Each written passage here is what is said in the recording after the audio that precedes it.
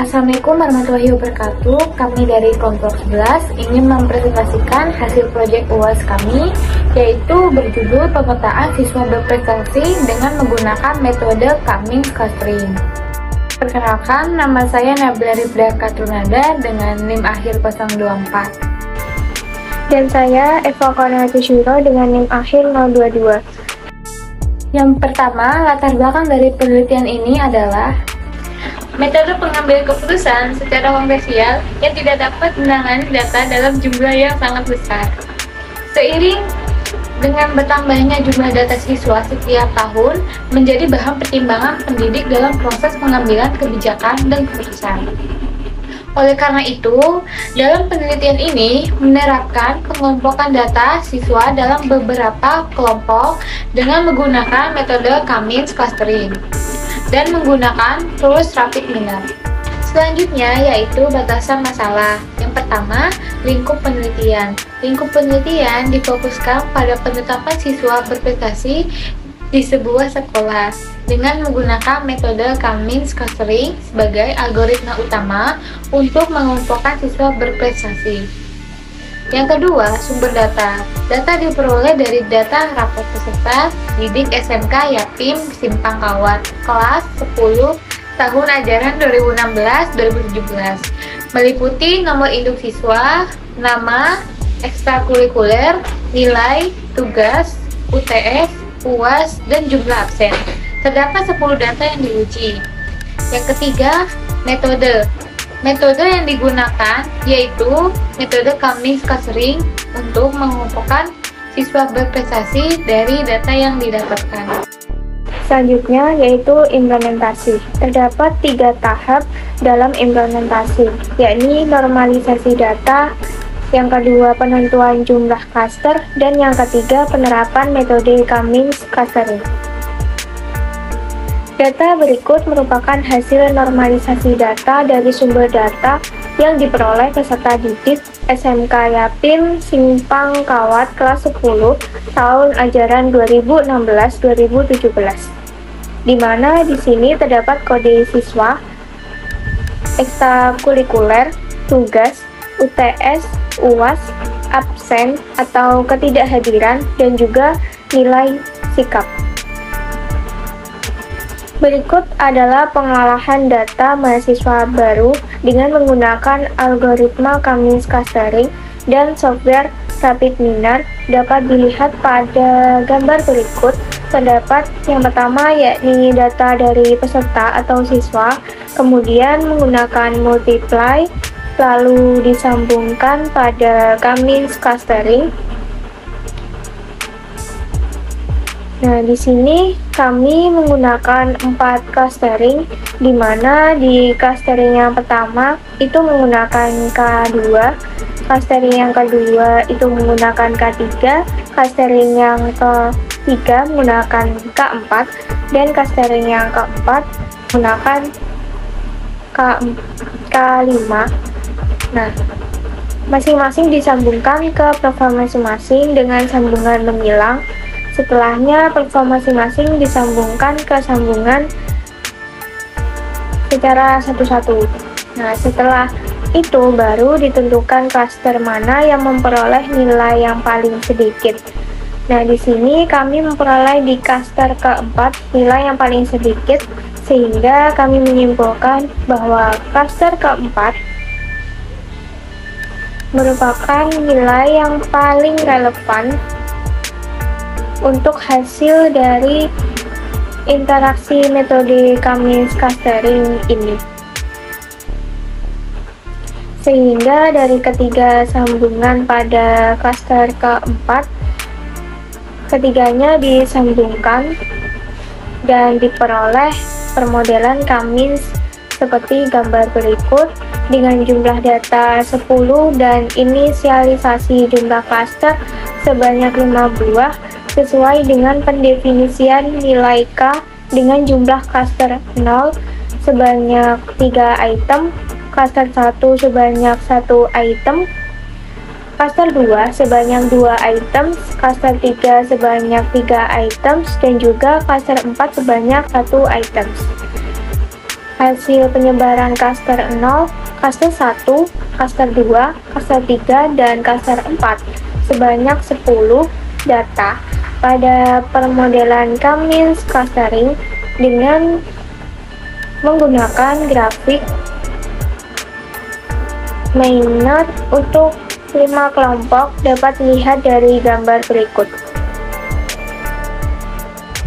Nah, di sini untuk data yang terdapat pada gambar terdiri dari 5 kelompok data. Kelompok pertama terlihat pada titik-titik penyebaran yang ditandai dengan warna orange.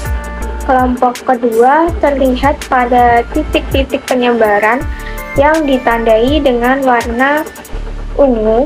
Kelompok ketiga terlihat pada titik-titik penyebaran yang ditandai dengan warna hijau. Kelompok keempat terlihat pada titik-titik penyebaran yang ditandai dengan warna biru.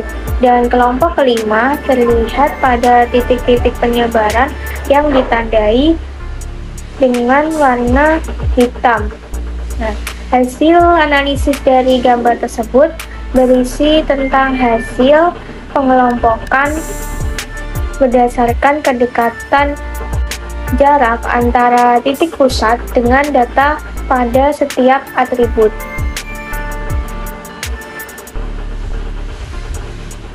Selanjutnya adalah grafik untuk melihat klaster mana yang paling tinggi.